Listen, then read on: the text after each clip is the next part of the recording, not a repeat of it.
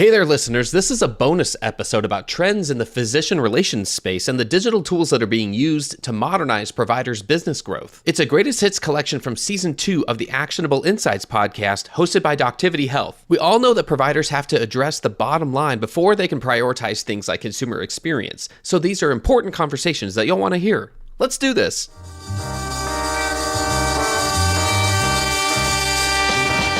New choices, new players, new models of care. You know consumer first healthcare is everywhere. For us to build the future, to see what's new, we gotta look at the world from a different point of view.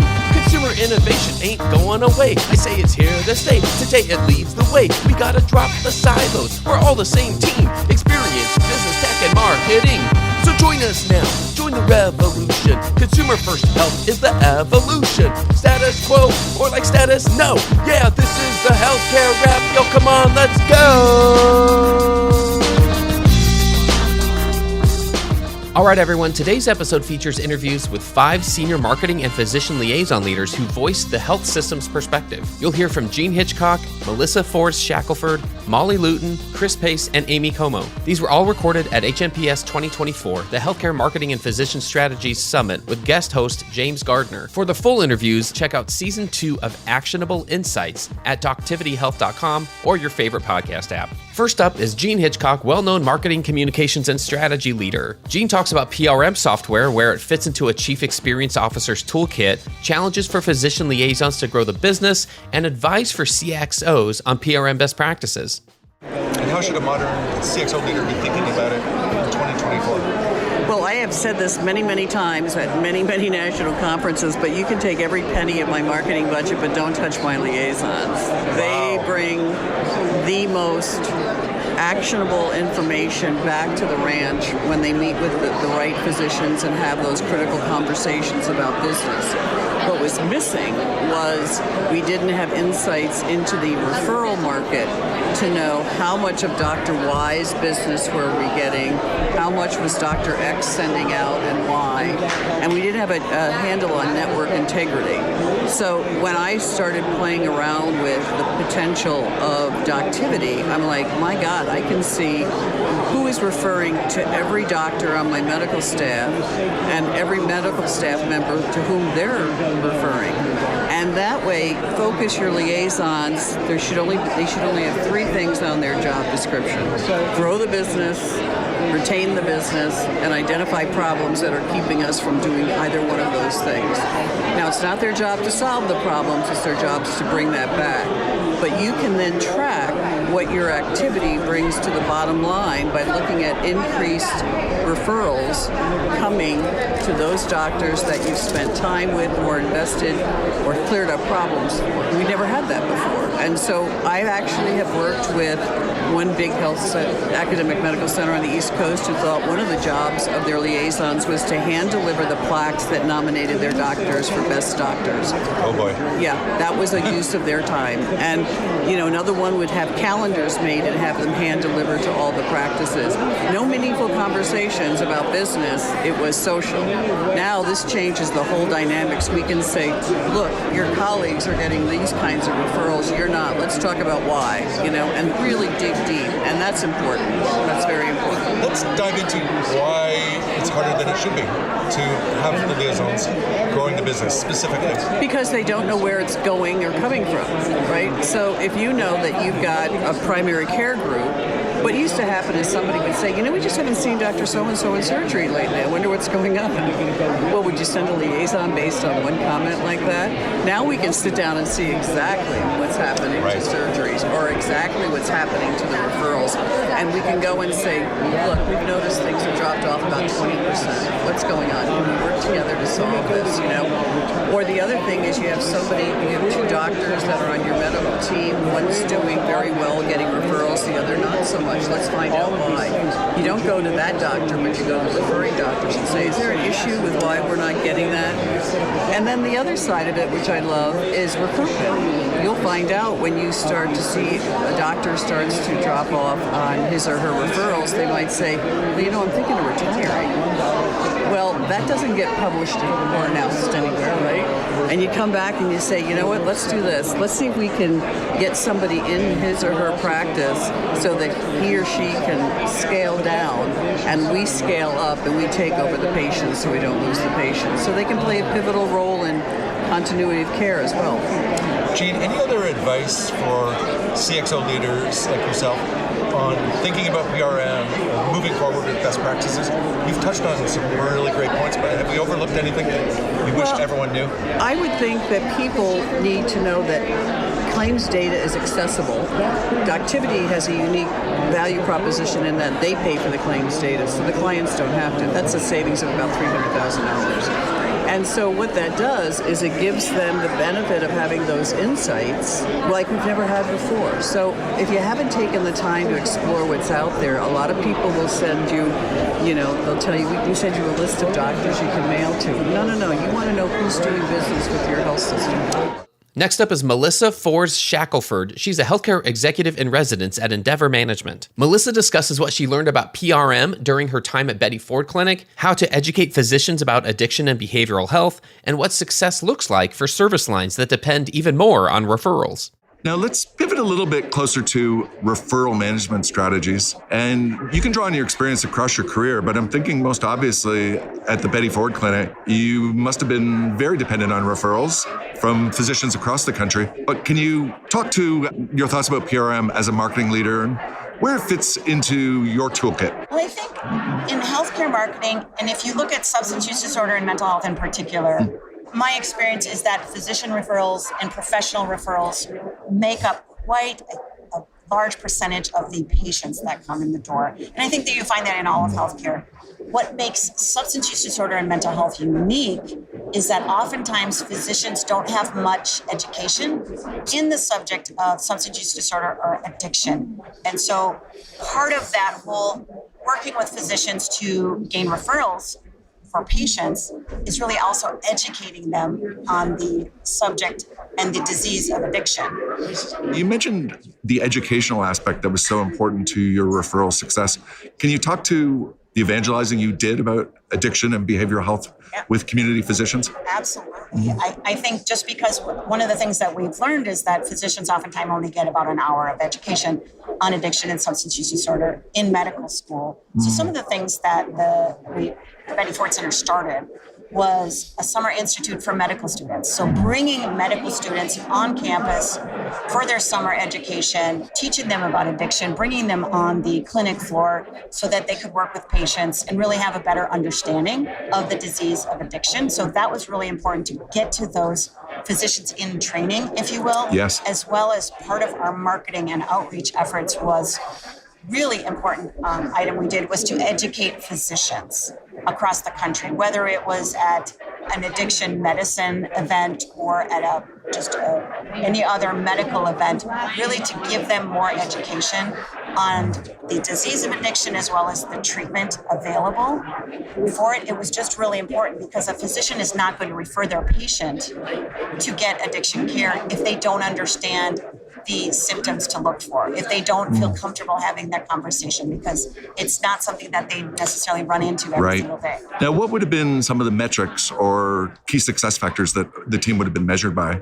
Was it strictly referral volumes, or was there more to it than that? So it's hard. Of course, referral volumes is really important. And then also the conversion of those referrals, so to make sure that they ended up being a patient. But with substance use disorder, maybe unlike some of the other health conditions that physicians refer patients for, they're not going to have a patient every single day. So oftentimes it's that cultivation of that relationship and that building of the trust and making sure that when that provider finds a patient that they're concerned about, they can not only identify the symptoms to look for, but also then make the referral. So building those relationships with providers who could make those referrals was really a critical metric to look at. All right, next is Molly Luton. She's the Chief Marketing and Communications Officer at Ballad Health. Molly dives into how qualitative and quantitative data complement each other, the opportunities and challenges that come with addressing employed and community physicians at the same time, and some of the obstacles to growing volume with referring physicians. Would you agree that the qualitative data often informs what the quantitative data is suggesting, and vice versa? It does. I think more often than not, it really does. I think that you can draw conclusions certainly from hard data, but the color, it's like if you watch a football game. You're watching NFL. One of the things that, in my opinion, that has made Peyton Manning's broadcast and his version of the NFL broadcast so interesting is his additive color. Right? It's his experience, it's his knowledge of the game.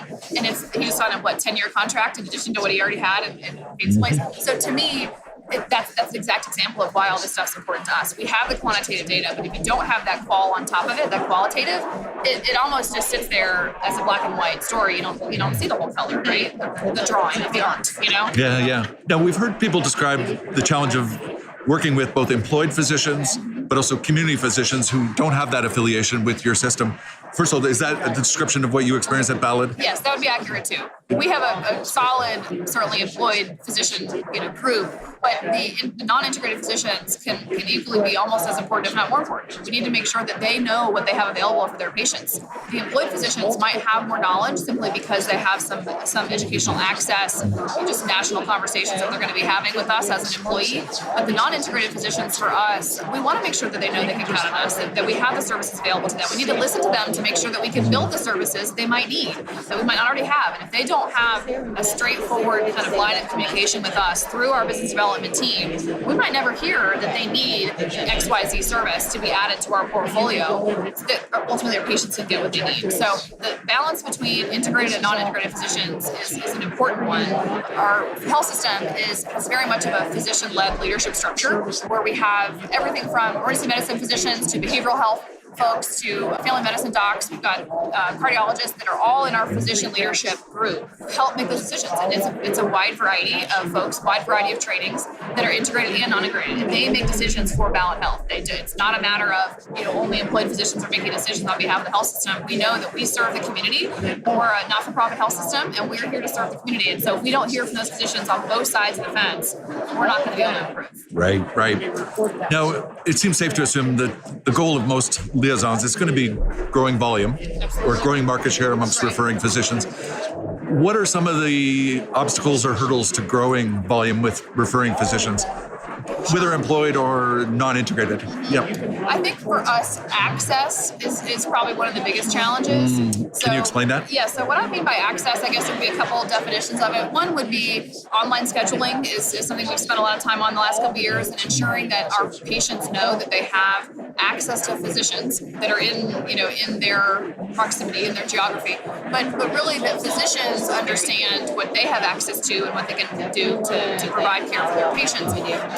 We have certainly rural challenges, transportation challenges, things that rural America has to offer. We have broadband issues that are significant in many of our areas, pockets of our population that doesn't have access to Wi-Fi or broadband at all.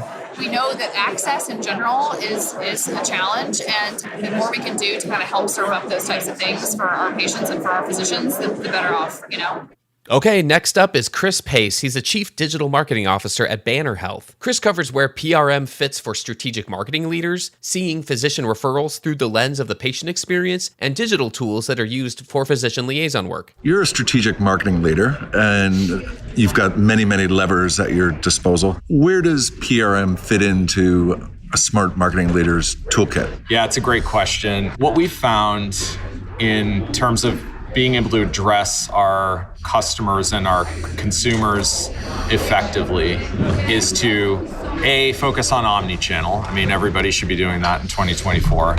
But when I think of omni-channel, I'm not just thinking of the medium or media that we reach people in. I think it's also important to consider what we call internally B2B, but physician marketing, because they can be advocates or detractors of our brand, especially if they're not employed with our organization. And they sit on a lot of financial benefit if we do a good job at, number one, listening to what their needs are. Number two, identifying where opportunities are, particularly with capacity. So I think the last thing a community affiliated doctor that might need to refer a patient to, let's say, a neurosurgeon, if we have access issues and they don't know about them, then all they're doing is frustrating their patients and having them to kind of hunt for their own care. And that's not what a good primary care strategy would be. So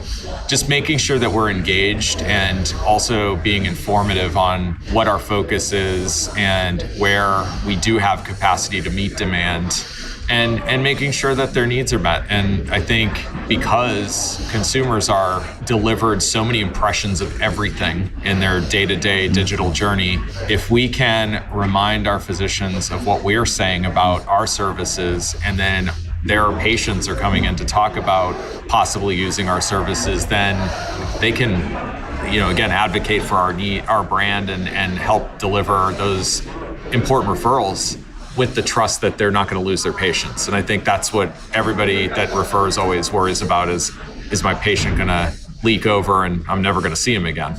Right. I'm intrigued that you're seeing physician referrals through the lens of the patient experience and ensuring that the patient has a successful referral and gets the specialty care that they're ultimately looking for. Yep. That's really smart. And having your B2C and your B2B marketing efforts complement one another, that's a really powerful idea that I don't think a lot of people think about. And I mean, if you think about it, it makes your marketing spend even more efficient. And we all are facing the budget haircuts every year. It's do more with less is the mentality. And so if you're working with your teams, whether they're under the same umbrella as marketing or if they're part of a different organization, collaboration is always the way to win in especially a very complex matrixed organization like a Banner Health, because if you can find that sort of the love language of what matters most to all these different teams, then you can do a lot of cool things and not have to have big budgets, big people, organizations, and just work smarter together. Well, I also heard earlier that the Banner network writ large is very geographically dispersed. Yes. And there's practicalities serving physicians in remote locations that might preclude, a typical liaison doing a face-to-face visit. And you just have digital tools that you're using to supplement the reach of your liaisons. Can you talk to those digital tools? Because those sound potentially very powerful. We essentially, we've learned a lot through our consumer CRM side on how to reach people with right message, right moment, right channel. At the end of the day, doctors are people too, and they consume content the same way that us regular humans do. So using an approach where, the right amount of content, giving what's in it for me type message is important. And then, having access to physician contacts is paramount. And when you don't have a field team that's out sort of scraping any data they can get while they're in the offices and plugging it into a CRM. We use a Salesforce instance to help alleviate some of this challenge. But again, without a field team, it's really trying to find the right needle in the right haystack. And digital gives us a better chance to do that than other, like maybe guerrilla marketing tactics that you might try in a small community that has a critical access hospital that we own. And finally, we have Amy Comeau, the Vice President of Marketing at Emory Healthcare. Amy talks about where provider relationship management fits among her priorities, where she sees liaisons succeeding, and how digital tools drive physician relation efforts. Let's pivot, if we could. You got it. To the topic of provider relationship management. Yes. Or PRM, as we call it. And from a CXO perspective, you've got a unique viewpoint on its significance, its challenges, and its working. Yes. Let's start with just from a CXO perspective, where does it fit into the larger landscape of things that you focus on and prioritize? Yeah. Well, at the end of the day, we're looking at, our goal is on patient acquisition, retention, and loyalty. But we know that, especially in some of our specialties and subspecialties, that more than 50%, in some cases up to 70% of new patients come to us through physician referral, right? They're diagnosed somewhere, their physician says, you need to go see an oncologist, you need to go see a cardiac surgeon. And so that is the touch point for that referral. And so in addition to all of our direct-to-consumer work, we build in what we call it B2B work, but our direct-to-physician marketing work that is, whether it's direct mail, wanting to get more into email, which is certainly where the PRM solution, which is to CRM solution, comes into play, and then partnering with our physician outreach colleagues throughout the organization on how we can also help them when they're actually out in the field talking with potential current referrers or new referrers.